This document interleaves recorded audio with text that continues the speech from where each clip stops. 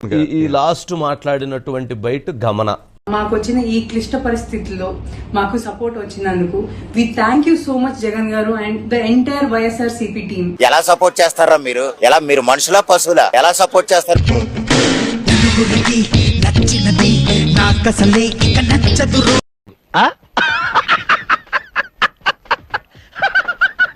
Thank you so much Jagan garu. YouTuber రామన్ని సమర్థించడము అంటే హిందువులని అవమానించినట్లే.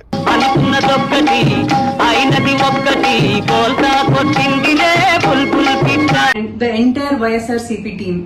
This means a lot to us. Thank you so much. అటువంటి ఎదవను కూడా మీరు సపోర్ట్ చేస్తున్నారంటే మీరే అంత ఎదవలో పెద్దగా నేను చెప్పనవసరంలా. సార్ ఎదవల్ని ఎదవ అంటే ఏ ఎదవ భరించలేదు సార్.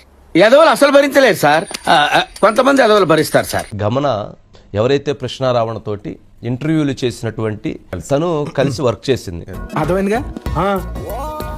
ఏం అర్థమైంది? ఒకే కంచం ఒకే మంచం, అదే ఫాలో అయిపో.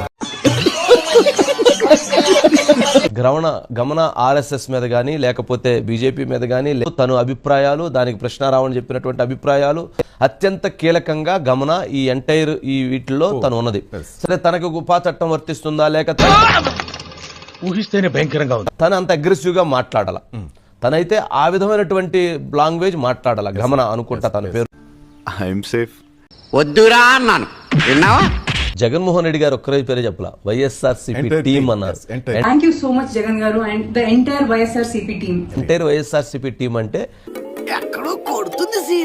హిందూ దేవతా దేవుళ్ళ గురించి రావణ్ అనే వ్యక్తి నోటికొచ్చినట్లు వాగినటువంటి వీడియోలు మనందరం చూసినాము.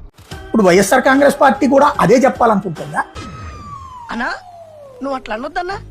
వాళ్ళ పార్టీ కార్యకర్తలకు ఏం చెప్పాలనుకుంటోంది? మన పార్టీలో ఉన్నటువంటి వాళ్ళందరూ హిందూ దేవీ దేవతలను దూషించండి, ద్వేషించండి అంటుందా? అంటే అది సన్నాతుల ధర్మం అని చెప్పనండి. సొంత రాజ్యంలో తరిమించుకొని రాముడు అని చెప్పనంటే ఎలా ఉంటది? అని వైసీపీ మరియు సాక్షి ఖండించడం కాదు, అట్లాంటి వ్యక్తిని ఈ రోజు సపోర్ట్ చేస్తున్నారు.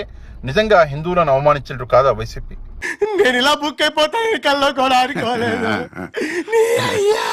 రాజకీయాలు ఏముందండి, ఈ రోజు ఉంటాయి, రేపు పొద్దున పోతాయి.